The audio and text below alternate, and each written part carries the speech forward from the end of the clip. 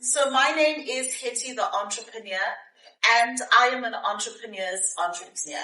I am one of those people that has started several businesses, and I really believe in the power of entrepreneurship and also its power to be able to transform the African continent as well.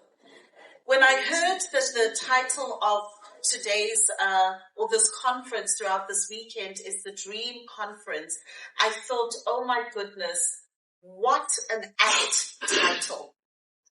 Because as human beings, I often feel that we don't talk enough about the power of our dreams and the ability to actually monetize and make something out of our dreams.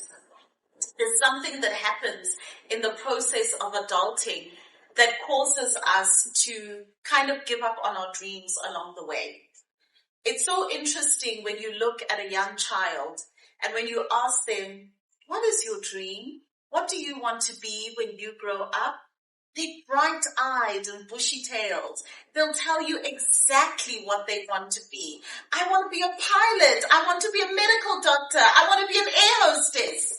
They tell you with so much energy and so much vigor because in their mind's eye, they can see the vision. They can see where they see themselves in the future and the way that their life is going to unfold. But there's something that happens to us as human beings as we begin to grow older. That ability to express our dreams to other people and to even allow ourselves to dream and to actually dare to go there begins to diminish. Life begins to happen. Bills start coming about. And now all of a sudden, instead of dreaming, we have replaced dreaming with being pragmatic. What is the thing that I need to do in order to ensure that my responsibilities get done? I don't know about you, but for me, I completely stopped dreaming. I completely stopped wishing for something better in my own life. And I really got into just kind of the rut of everyday living and making sure that I'm showing up enough to get things done, to earn enough to be able to sustain my life and my family. I don't know if any of you have ever been in that particular position. But today, what I am hoping to do through our interaction together is to give you that permission to dream again. To give you that permission to allow your mind's eye to go there. Often at times as adults, we struggle to dream. We struggle to allow ourselves to vision something beyond what our eyes can currently see because we are actually afraid that it may not come to pass. How dare I dream of living in a big house when I'm staying in a small little apartment? How dare I dream of driving a big car when I'm trying to get my skoro to work? How dare I dream of being able to visit other countries and learn other languages and really interact with people from different lands when I've never even left my province? It becomes painful to dream because it suddenly occurs to us that if I allow myself to dream, what happens if those dreams don't become a reality? How do I then live with myself? How do I live with the pain of unmet dreams? So I really want us to tackle this topic of dreaming within our lives and how we can actually manifest our dreams into reality and in fact take it a step beyond manifesting it into reality and actually make money from our dreams. I live on a founding principle and ethos that your gifts and your dreams will make room for you. If you allow yourself to go there, if you give yourself permission to go there, if you dare to dream. I don't know where all of you were in March of 2020. For those of us who are based here in South Africa, and for those of you who may be from other parts of the world, most of us remember the year 2020 so well. And in March 2020, in particular in South Africa, most of us remember exactly where we were. when we received the announcement of entering into 21 days lockdown. Every single person remembers that pivotal moment because on a very conscious level, we actually collectively experienced trauma. We were afraid. We had no idea what was going to come. And so all of us were in a state of, oh my goodness, what now? What next? I want to share with you my story of allowing myself to dream again and to come out of the rut. You see, the power of dreaming is so important because every single thing in life comes through first from a dream or a vision. Everything. Let's take this dress that I'm wearing today. Before I was able to pick it up from a shelf and say, I want to purchase this item, it was first a dream or a vision in a tailor's mind. They drew the picture on a piece of paper. They began to see the colors come to life. They began to imagine how the sleeves will have double sleeves and it will have some rouging in the middle of the dress. And then, through the power of the dream and the vision that they had in their mind, they were then able to bring it into life. Every single thing that you see and experience in your life first starts out as a vision that is implanted within your head. Now, the most amazing thing about our brain is that the human brain cannot actually tell the difference between fact and fiction. So if you think about something long enough, there is an interesting thing that the brain begins to do, is that it now begins to conceptualize for itself, how do I make this thing that I'm thinking about a reality? And then all of a sudden you begin to see opportunities that you did not see before, that lead you to the path of where you are envisioning yourself to be. All of us know of the red car analogy, right? If, let's say, for example, you begin to think of a Toyota Corolla, a red Toyota Corolla. Maybe it's a car that you want to buy for yourself. You begin to start seeing it everywhere you go. Yeah. Is it because all of a sudden there's a red Toyota Corolla everywhere on the road? Yes. Or is it your brain that has now begun to focus and zoom in on the thing that you are visualizing? Our world unfolds in exactly the same way. If you see the world through a magnificent and big lens, and you begin to single out the things that you want out of this life, the lens of the camera begins to focus in. And now all of a sudden, it begins to magnify within your mind's eye. And now that it begins to magnify within your mind's eye, it no longer looks like a faraway thing. It no longer looks like something that's completely unattainable. All of a sudden, you begin to think, well, it doesn't actually look that far away. Let me take a step closer. Actually, I know somebody who's closer to that thing. Let me give them a phone call or a WhatsApp message or an email. Perhaps they can guide me on how to get closer to my vision. All of a sudden, it is no longer that thing that's out of reach, far away in the distance. The focus and the lens of your mind's eye has now began to zoom in on it. What are the things in our lives that we need to begin to zoom in on? What are the things in our lives that we've allowed to take space in the broader magnitude of the lens, that if we just allow ourselves the bravery to say, I actually desire this thing, it can now begin to come into focus? That is the question that I asked myself in March of 2020. I remember sitting on my couch, and at the time, my husband and I were running the fastest growing African print retail brand in South Africa, P&H Boutique. We had 7 retail stores across South Africa. We had a factory. We were employing over 20 people, and we were living what we perceived to be our dream life. And then all of a sudden, we had to close all of our retail stores. Shock horror. We weren't an essential service. Who knew? The clothing is not an essential service. And so there we were sitting, and I thought to myself, you know that silent voice that visits you when you allow yourself to silence all of the noise around you? That inner voice that often at times we detract and we keep ourselves busy so that we don't actually engage with it. That voice visited me on that particular day and said, Hetty, what if this is an opportunity for you to dream again? What if this is an opportunity for you to completely redesign your life?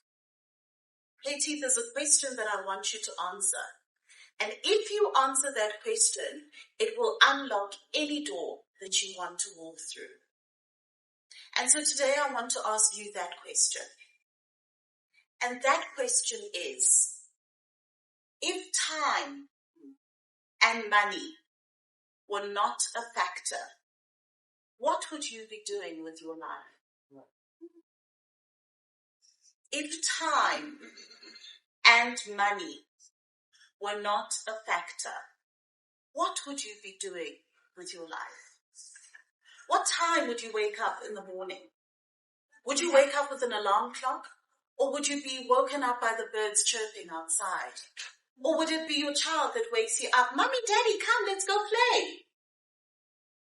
What is the energy that you would enter into the world with? What would be the people that you surround yourself with? What type of activities would you be doing? What would your friends look like? What would the car you drive be like? Would you do more philanthropic work? Would your children still be going to the schools that they're going to right now?